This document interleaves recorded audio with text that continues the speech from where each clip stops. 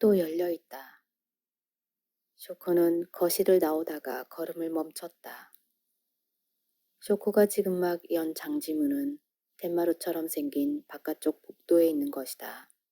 커다란 유리문이 있고 그 문 너머로 보이는 길 끝에 안뜰이 있다. 노천 형태의 뜰을 지나가면 다시 긴 복도가 나타나고 거기에는 쇼코보다 약간 작은 두 개의 낡은 오동나무 장롱이 방문 앞에 놓여 있다. 그 장롱이 장지문 앞을 가로막고 있는 것이다. 금박종이로 장식된 장지문으로 3분의 1 정도의 윗부분만 보인다. 한쪽 맹장지문은 희미하게 안쪽이 보인다. 분명히 어젯밤에 닫았는데 돌아가신 고모로부터 쇼코가 물려받은 지 얼마 안 된 이 집은 강 어귀에 위치한 성하마을에 있었다. 성하마을, 영주가 지배하는 성 안에 있는 계획도시. 옆으로 다닥다닥 붙어있는 낡은 집들 중 한가운데 위치한 전형적인 상가겸용 주택이다. 이 집은 마치 뱀장어의 은신처처럼 폭이 좁고 길게 안쪽으로 이어진 형태로 만들어져 있다. 양옆에 집들이 있어서 제대로 된 창문이라곤 찾기 힘들다. 채광을 즐길 만한 곳은 오로지 가늘게 이어진 안뜰뿐이었다. 최대한 많은 빛을 들게 하려고 집 주위를 복도로 에워쌌지만 한쪽 면 전체를 옆집이 가로막고 있어 이 집 자체 빛이라고 해봤자 얼마 안 됐다. 게다가 지금은 실록의 계절이다. 안뜰에 있는 새롭게 자라난 나뭇가지에서 비치색 새싹이 돋고 있다. 그러기에 집안은 늘 음산한 어둠의 그림자로 드리워져 있었다. 쇼코는 숨을 한번 깊게 내쉬면서 안뜰 너머로 보이는 5cm 정도의 장롱 위쪽의 틈 사이를 바라보고 있었다. 비가 당장이라도 쏟아질 듯한 여린 아침 햇살, 나무들의 무성한 푸른 잎들, 처마 밑에 드리워진 그림자, 그것들이 낳은 땅거미보다도 더 까맣게 보이는 그 틈을 들여다보고 있었다. 자꾸 열리네.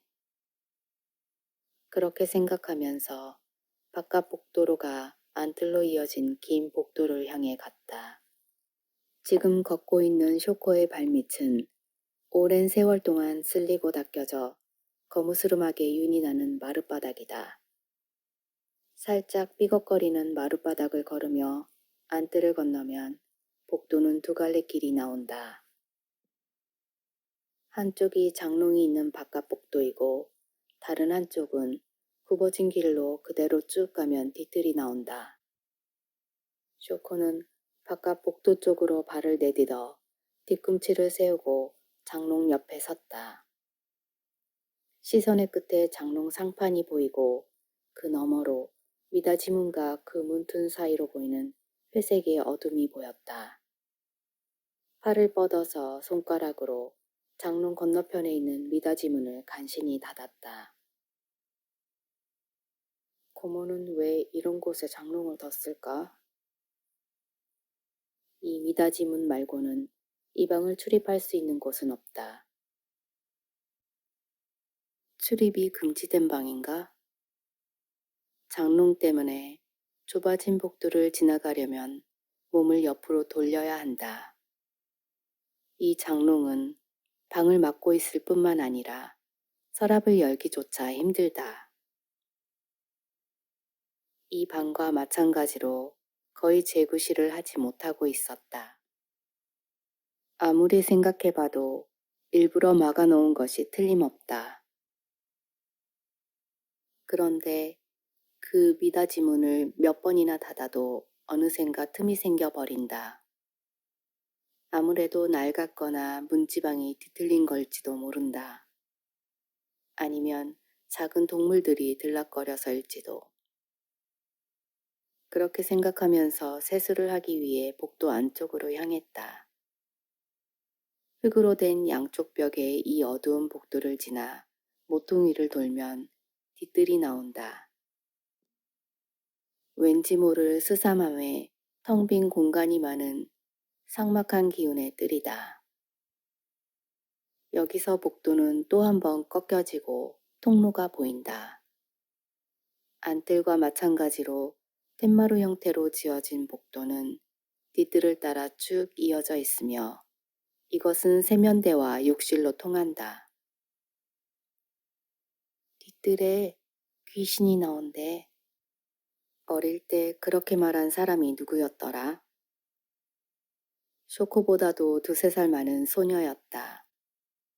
아마 할머니 장례식 때였던 것 같다. 소녀는 무채색 원피스에 검정 레이스 리본으로 묶은 포니테일 머리를 하고 있었다. 줄곧 사촌인 줄 알았는데 쇼코에게는 사촌이 없다는 것을 바로 한 달 전 고모 장례식 때 알았다. 밤이 되면 뒤뜰에 귀신이 흐느끼면서 나무 사이를 어슬렁거린대. 소녀는 마치 대단한 비밀인 양 귀에 대고 속삭였다. 어린 쇼코는 너무 무서웠다. 마흔을 코앞에 둔 지금에 와서야 쓰는씀을 짓는 괴담이라고 생각했지만 그때는 귀신이 무서워서 욕실도 세면실도 가는 걸 싫어했다. 그럴 때면 고모가 심하게 혼냈던 것을 지금도 잊을 수 없다. 하지만 쇼코는 원래부터 이 집이 무서웠다. 언제 지어진지도 모를 정도로 낡은 상가주택. 집안은 어둑어둑하고 그 어둠이 계속 안쪽으로 연결되어 으스스한 기분을 들게 하는 것이 마치 악몽을 꾸는 것 같았다. 비슷한 집들로 들어서 있는 이 큰 길도 싫었다. 낡은 집들을 보고 있노라면 뭔가를 끌어당기는 듯한 각각의 집에서부터 풍기는 그 어둠을 의식하지 않을 수 없었다. 그리고 쇼코는 위쪽을 보았다. 뒤뜰 너머로 보이는 주택의 윗부분을. 회색빛 하늘을 짊어진 거무스름한 성 하나가 우뚝 솟아 있었다. 그리 큰 성이 아닐 텐데 가까워서 그런지 위협적이었다. 딱 한 번 어렸을 때 가봤다. 성 안은 깔끔한 박물관이었고 전시물 중의 하나인 갑옷은 쇼코를 두렵게 했다. 갑옷 자체보다 투구 및 매끈매끈한 검은 안면보호대가 공포스러웠다. 그 옛날에 무시무시한 인상에 인왕처럼 느껴졌다. 이렇게 뒤뜰에서 하늘을 올려다보면 새까만 성의 그 검은 낯빛이 겹쳐지면서 섬뜩한 갑옷을 떠올리게 된다. 갑옷은 마치 육중한 선반 위에 앉아서 이쪽을 흘겨보고 있는 것 같았다. 그때는 뒤뜰이 지금보다 더 울창했었던 것 같다. 긴 시간 방치된 채로 나무와 풀이 마구 뒤섞인 울창하고 어두운 뜰이었다. 지금은 대부분의 나무를 베어냈고 관목도 제거해서 뜰이라고 하기엔 무색할 정도로 동백나무 고목과 단풍나무 한 그루만이 잡초와 함께 남겨져 있다. 드러난 징검다리 주변에는 잡초가 무성하게 자랐다. 우거진 나무들을 없애자 뒤뜰을 에워싸고 있는 나무 울타리가 눈에 들어온다. 울타리 끝쪽에 작은 문이 있는데 그곳은 절대로 가까이 가서는 안 되는 곳이었다. 그 문 너머에는 수로가 있었기 때문이다. 언젠가 고모가 담장 너머 밖을 보여준 적이 있었다. 문을 열자 짧고 좁은 돌계단이 물길 쪽으로 놓여 있었다. 그 당시까지만 해도 그곳에서 설거지를 한 듯 했다. 수로폭은 1미터 정도였나? 크기에 비해 꽤 깊었던 것 같았다. 이래봬도 보기보다 물살이 꽤 빠르다고 했다. 고모가 아주 어렸을 때 한 아이가 떠내려가는 걸 본 적이 있다고 한다. 큰 소리로 다른 사람들을 불렀는데 어느새 아이는 물살에 떠밀려가 지하 도랑으로 빨려 들어갔다고 한다. 지하수로에서 어떻게 흘러간 건지 모르지만 며칠 후 성 주변의 해자는 성 주변의 도랑이다. 해자에서 시체로 발견되었다고 한다. 쇼코는 그 말을 듣고 난 이후부터는 절대로 수로 근처에는 가지 않았다. 수로뿐만 아니라 그 문과 뒤뜰조차 가까이 가지 않았다. 이 동네 물속에 사는 상상의 동물인 갑바 전설을 알고 있기에 물이라는 단어만 들어도 그냥 거부감이 들었다. 하구와 가까워서 그런지 뒤뜰에서는 항상 비릿한 물에 악취로 가득했다. 쇼코가 발길이 뜸했던 그 사이에 수로는 메워져서 도로가 되었지만 지금도 희미하게 물비린 냄새가 난다. 바람이 너무 세게 부나? 썩은 물비린내가 나는 것 같다. 역시 난 이 집하고 안 맞나 봐. 난 왜 이 집을 받았을까? 쇼코는 텅 빈 정원을 물끄러미 바라보았다. 이젠 누군가가 숨어있을 덤불 같은 건 없다. 이제 있지도 않는 거에 겁먹을 어린 쇼코도 존재하지 않는다. 그럼에도 뒤뜰을 바라보고 있으면 마음이 뒤숭숭하다. 솔직히 말하면 좀 불안하다. 오지 말았어야 했나? 쇼코에게 고모의 소식이 온 것은 한 달 전 3월 하순이었다. 사실 쇼코는 고모에 대해 잘 알지 못한다. 그녀와의 왕래가 거의 없었기 때문이다. 장남인 아버지는 독립하기 위해 이 집을 나갔고 막내 고모는 결혼의 이유로 이 집에서 나갔다. 그 둘 사이의 고모가 오래된 이 집에서 살고 있었던 것이다. 증조 할아버지 때까지는 꽤나 큰 상점이었던 것만은 알고 있다. 그러나 할아버지 때부터 가세가 기울어 넓은 땅을 조금씩 팔았던 것이다. 예전엔 별채로 썼던 이 집만이 남은 것이다. 할아버지가 돌아가셨을 무렵에는 이 집이 정말 장사를 했던 곳인지 흔적조차 찾아보기 힘들었다. 도쿄로 취직하면서 이 집을 떠나게 된 유일한 남자였던 아버지가 이 집을 찾는 날은 많지 않았고 쇼코를 데려오는 일 또한 드물었다. 고모가 아버지를 만나러 도쿄에 오는 일도 없었다. 아마도 도쿄까지의 거리가 너무 멀어서일 것이다. 특별히 사이가 나빠 보이진 않았지만 대면대면한 남매였던 것은 사실이다. 그 정도 관계일 뿐이었는데 갑자기 쇼코가 장례를 치르게 된 것이다. 아버지는 이미 5년 전에 돌아가셨다. 결혼한 막내 고모는 아버지보다 먼저 사망했기에 고모에게 남은 유일한 가족은 쇼코였다. 유산을 어떻게 할지 묻는 변호사에게 쇼코는 한치의 망설임도 없이 물려받겠다고 대답했다. 왜 그런 마음이 들었는지 다시 생각해봐도 모르겠다. 아마도 직장에서의 인간관계에 지쳤던 것이 이유 중 하나일 것이다. 모든 걸 때려치고 싶었다. 하지만 쇼코는 자신이 물에 떠다니는 풀인 부평초 같다고 생각했다. 부모를 잃고 형제 자매도 없다. 쇼코의 남자친구는 그녀의 친구와 눈이 맞아 이별을 통보했다. 불행하게도 같은 회사였고 당장 그만두고 싶었지만 그 나이에 이직할 자신이 없었다. 여기 이 집에 오면 그런 고통에서 벗어날 수 있을 거라 생각했다. 게다가 고모가 남긴 재산 중에는 월세를 받을 수 있는 집 2채와 빌라 1채가 있었기에 서둘러 일자리를 구할 필요도 없었다. 어차피 갈 곳이 없다면 이 집을 물려받는 것도 나쁘지 않겠다고 생각했다. 쇼코에게 아직은 낯선 집이라는 그 단어가 그때는 사랑스럽게 다가왔다. 이 집을 물려받으면 왠지 어딘가에 소속된다는 기분이 들어 좋았다. 집을 받긴 했지만 쇼코는 그렇게 생각하면서 세면실에서 세수를 했다. 오래된 집이지만 고모가 관리를 잘해서 그런지 내부 시설이 그리 낡진 않았다. 생활하기에 불편함은 없을 것 같다. 수건으로 얼굴을 닦는데 발밑에 한 상자가 눈에 들어왔다. 이사할 때 사용했던 택배 상자.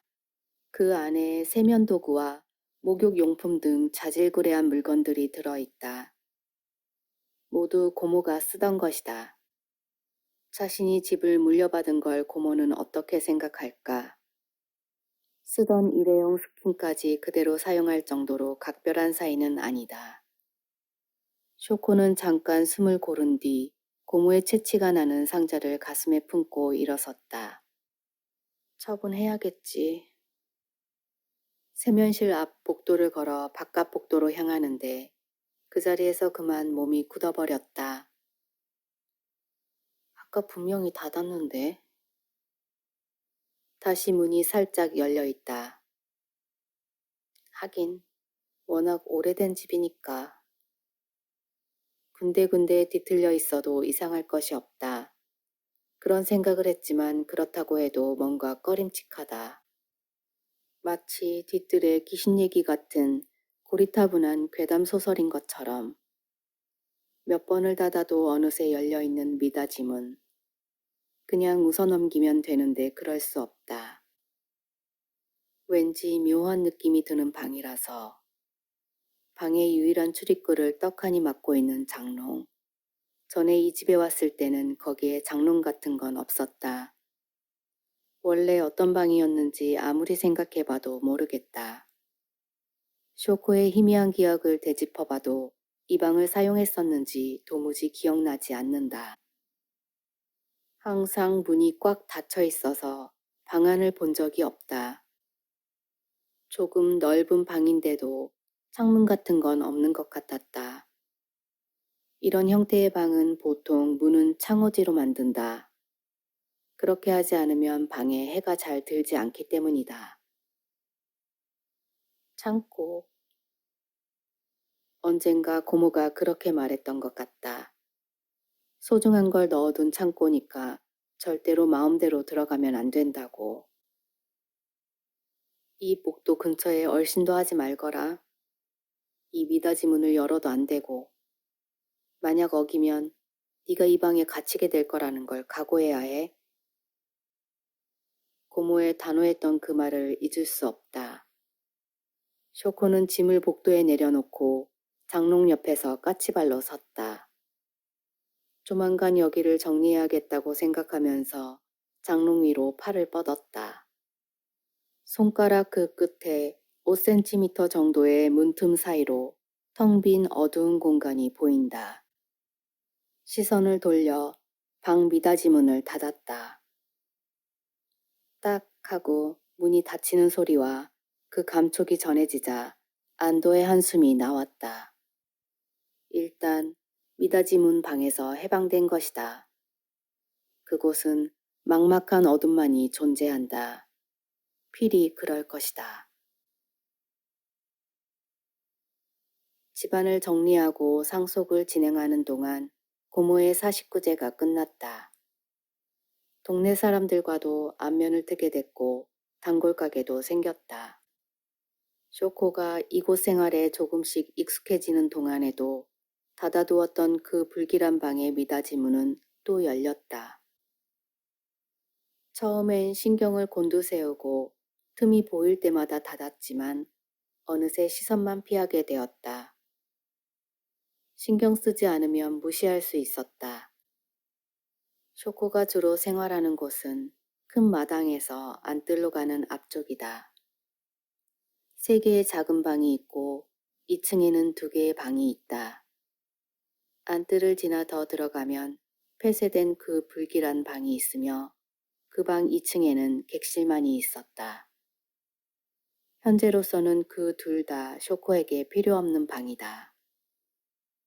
더 안쪽으로 가지만 않는다면 미닫이 문을 마주칠 일은 없다. 세수는 마당으로 가는 길에 있는 부엌에서 하기로 했다. 목욕을 할 때만큼은 안쪽으로 가지 않으면 안 되지만 그때는 바깥쪽 복도를 안 보면 된다. 그러나 결국 그것도 한계가 왔다. 고모의 유품을 정리하고 가구의 위치를 바꾸고 자신의 짐을 챙겼다. 마침내 남은 건 금단의 그 방뿐이었다. 아무래도 계속 두긴 힘들겠다. 미닫이 문이 열리는 건 어쩌면 작은 동물들 때문일지도 모르고 아니면 방 안에 새둥지가 있을지도 모른다. 하지만 먼지, 곰팡이, 습기로 가득한 방 안을 생각하면 그만 뒷걸음질이 쳐진다. 주저하는 자신을 타박하며 바깥 복도로 간신히 갔다. 이날은 하늘이 참 맑았다. 안뜰에는 환한 빛이 들고 있었다. 간만에 본 미닫이 문은 역시나 열려 있었다.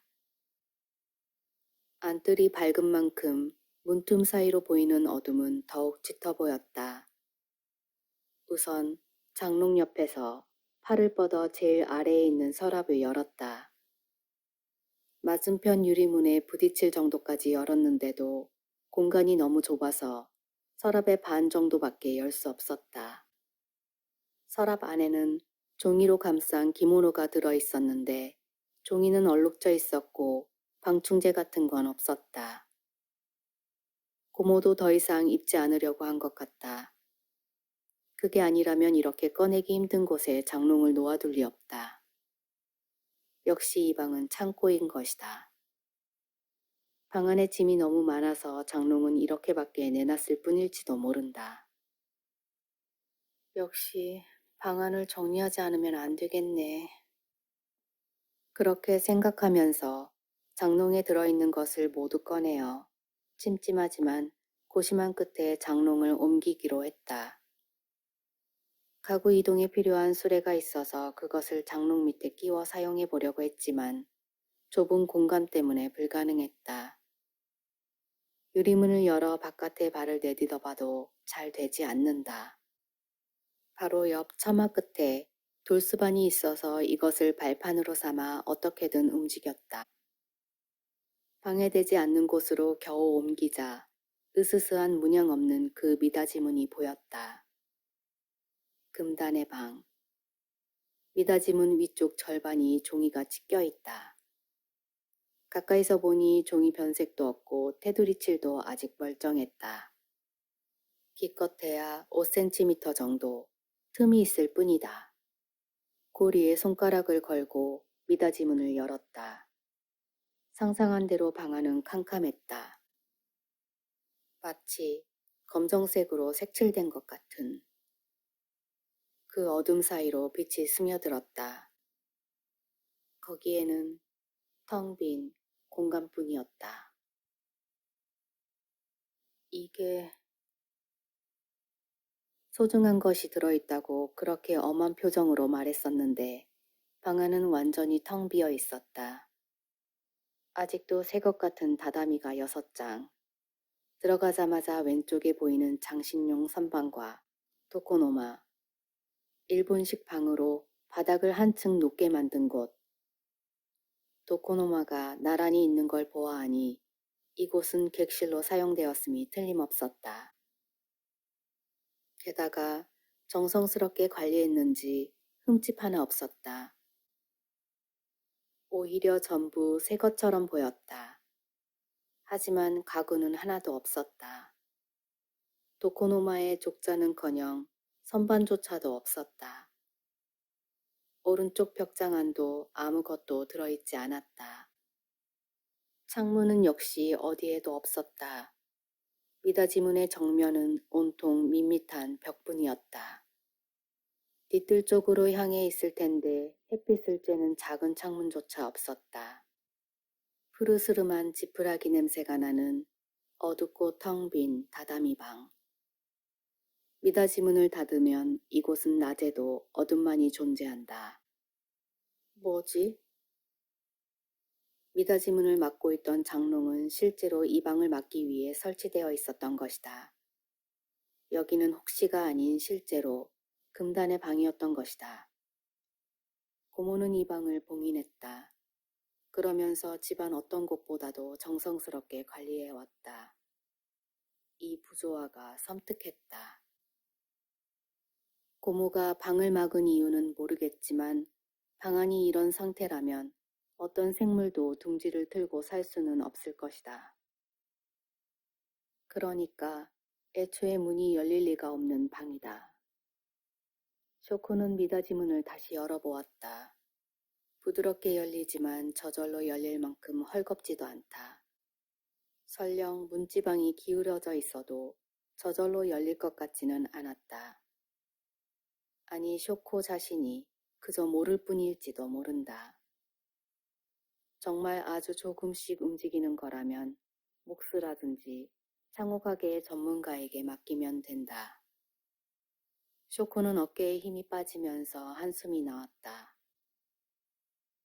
이 방은 정리해야 할 게 아무것도 없다.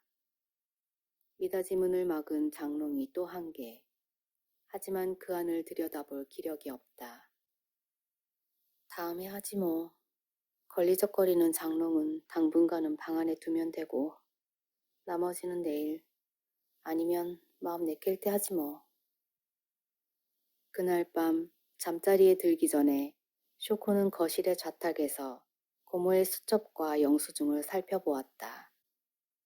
처분하면 안 될 것 같은 것들은 모두 목재로 된 녹차 보관 상자 안에 있었다. 거기서 수첩과 장부, 연화장 뭉치를 꺼냈다. 다다미 방은 최근 몇 년간은 손을 봐온 듯했다. 그 밖에도 집안 곳곳을 열심히 수리한 것으로 보아하니 잘 아는 업자가 있는 것 같다. 세를 받는 집과 아파트도 있으니 단골업체가 없었을 리 없다.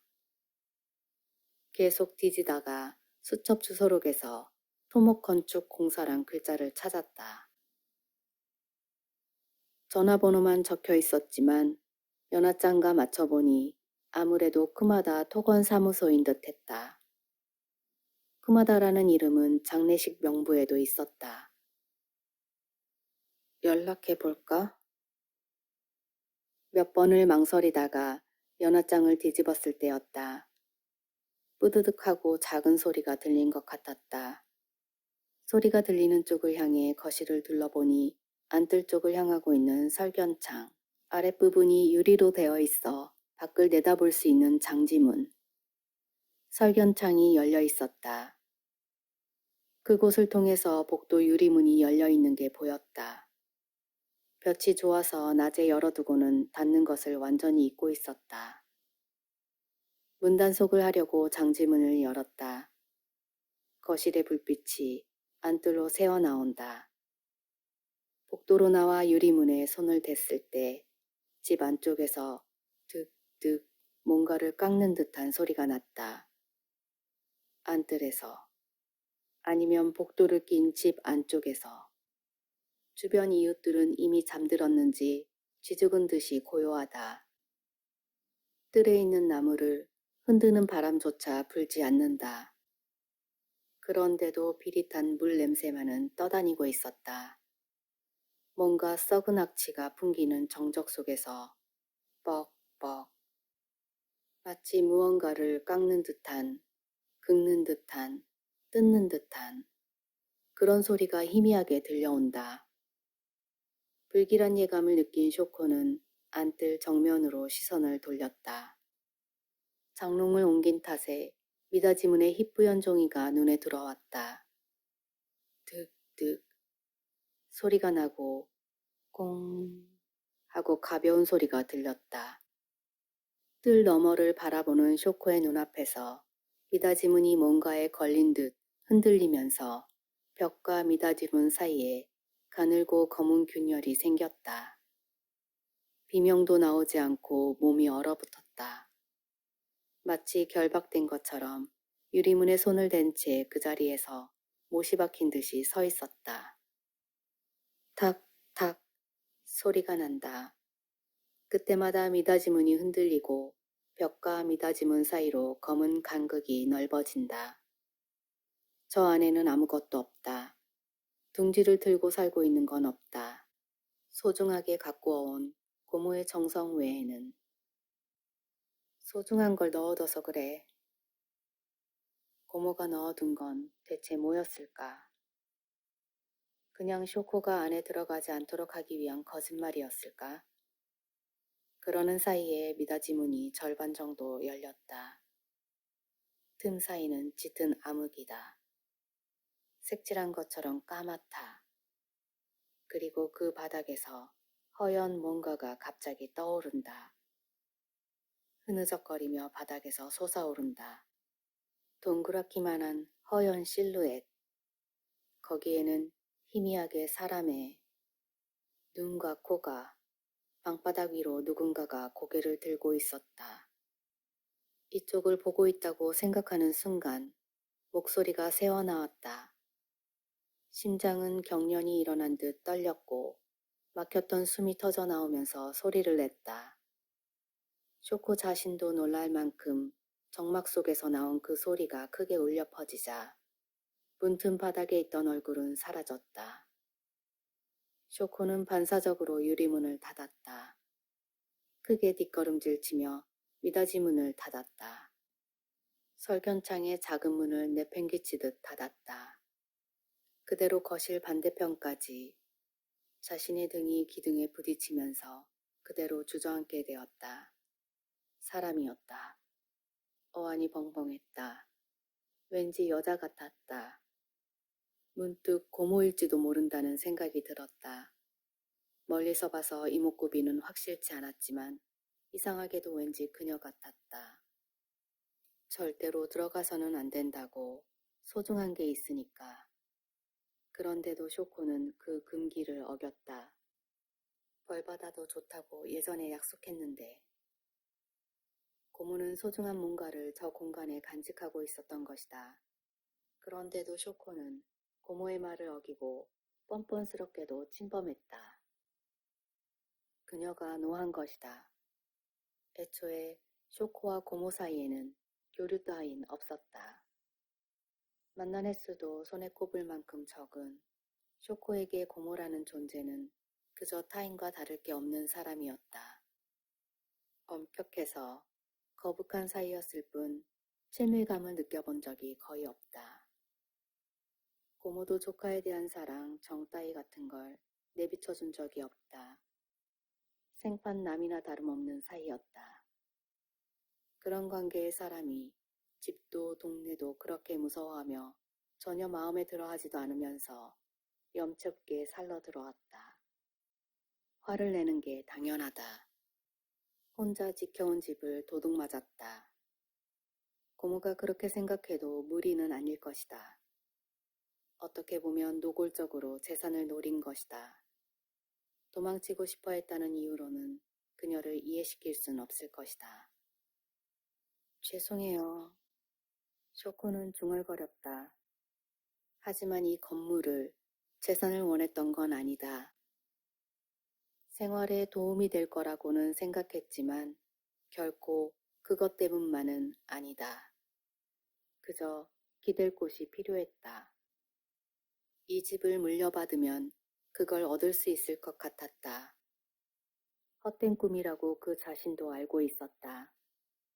불안한 건 마음이 떳떳하지 못해서일 것이다. 알아요. 죄송해요.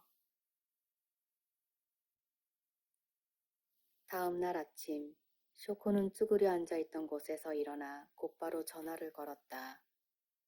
쇼코는 밤새 기둥에 기댄 채 떨며 울기를 반복하면서 마음속으로 몇 번이나 돌아가자라고 생각했다. 자신은 여기에 있으면 안 된다고. 그러니 돌아가는 게 낫다고. 그렇게 생각한 끝에 어디로 가야 할지 몰랐다. 돌아갈 곳은 없다. 그리고 미련. 이 집에 대한, 기댈 곳에 대한, 결코 유쾌하지는 않지만 또렷이 기억하는 추억에 대한 착각일 수도 있다. 뭘 잘못 봤는지도 모른다. 어쨌든 누군가와 상의해보자. 그렇게 생각하자 미다지 문이 열린다고 하소연할 곳은 토건사무소의 쿠마다 씨밖에 떠오르지 않았다. 수첩에 적힌 번호로 전화를 걸었다. 3번의 벨소리 끝에 한 노인이 전화를 받았다. 고모의 장례식에 참석했을 테니 쇼코도 아마 쿠마다를 만났었을 것이다. 쇼코는 자신의 이름을 말하고 고모가 공사를 부탁한 적이 있지 않았는지 물었다. 예상대로 쿠마다는 이 집을 수리해 왔었다고 했다. 장지문 수리를 부탁하며 가능한 한 빨리 와달라고 했다. 쿠마다는 근처에 갈 일이 있으니 들리겠다고 했다. 쿠마다를 기다리는 동안 흠칫거리며 안뜰을 보았다. 뜰 너머로 바라본 다다미 객실의 미닫이문은 지금도 반쯤 열려 있다. 거기에 햇볕이 들고 있었지만 틈 안쪽에는 먹물을 바른 듯한 어둠이 깔려 있다. 거기에서 또 뭔가가 나올까봐 미닫이문을 닫고 싶었지만 도저히 다가갈 수가 없었다. 저 어둠에 다가가면 무언가에 잡힐 것만 같았다. 망설이고 있는 동안 구마다가 도착했다. 초인종 소리에 마당으로 헐레벌떡 뛰어갔다. 격자로 된 미닫이 정문을 여니 성실해 보이는 한 노인이 서 있었다. 좀 늦었죠? 모자를 올리며 인사한 후 쿠마다는 이제 정리 좀 됐냐고 물었다. 대충 대답하고 쇼코는 쿠마다를 안쪽으로 안내하며 미닫이 문이 열려있는 방으로 데려갔다. 이 문인데요. 쇼코는 몇 번을 닫아도 계속 저절로 열린다고 전했다. 그렇군요. 쿠마다는 작게 말하며 겁에 질린 듯한 얼굴로 미닫이 문을 바라봤다. 저기 문지방이 주저앉은 건 아닐까요? 집이 워낙 낡아서 기운 게 아닐까 싶어서요. 쇼코의 말에 그는 그렇진 않을 거라고 한다. 미닫이 문을 닫아보니 빈틈없이 꽉 닫혔다. 뒤틀림은 없는 것이다. 더구나 미닫이 문에는 작은 바퀴 같은 것도 달려있지 않다. 설사 약간의 뒤틀림이 있다 한들 저절로 열리는 일은 없다고 한다. 그런데 왜 열리는 걸까요? 그게... 쿠마다가 뭐라고 웅얼거리더니 침묵해버렸다. 뭔가 말하기를 꺼려하는 것 같았다. 이 다다미 객실, 수리를 맡아온 건 쿠마다 씨죠? 고모가 소중하게 여긴 방이죠? 그렇게 말하자 쿠마다는 가볍게 쓴웃음을 지었다. 그 정도까진 아니었던 것 같은데요. 여기는 성한 데가 없어요. 그래요? 쇼코는 조금 의외라고 생각했다. 특별히 아끼는 방인 줄 알았어요. 특별한 게 없잖아요. 집에 신경을 많이 쓰긴 했지만 쿠마다는 그렇게 말하고 나서 중간에 넣으려다만 그 장롱을 보았다. 옮기는 거 도와드릴까요? 아니요. 이유는 잘 모르겠지만 이 장롱 처음부터 여기에 있었어요. 쇼코는 복도를 가리켰다. 그래서 이 방 출입을 전혀 할 수 없었거든요. 아, 네. 고모가 무슨 생각으로 그렇게 해놓았는지 잘 몰라서요. 만난 적이 거의 없어서 고모가 어떤 분이었는지 잘 모르고요. 완고한 분이었죠. 쿠마다가 웃었다.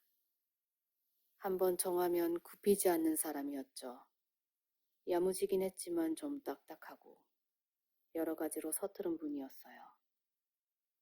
우리 가게 젊은 일꾼들이 말하길 무사가문의 안방마님 같다고들 했죠. 쇼코는 살짝 웃었다. 알 것 같아요. 집은 소중히 다뤘지요. 물려받은 걸 잘 관리했어요. 후계자가 없어서 앞으로 집을 어떻게 할지 걱정하는 것 같았지요. 아가씨가 물려받아서 아마 안심했을 겁니다. 진짜 그럴까요? 쇼코는 중얼거렸다. 고모는 그리 달가워하지 않을지도 몰라요. 금하다는 의아한 표정을 지었다.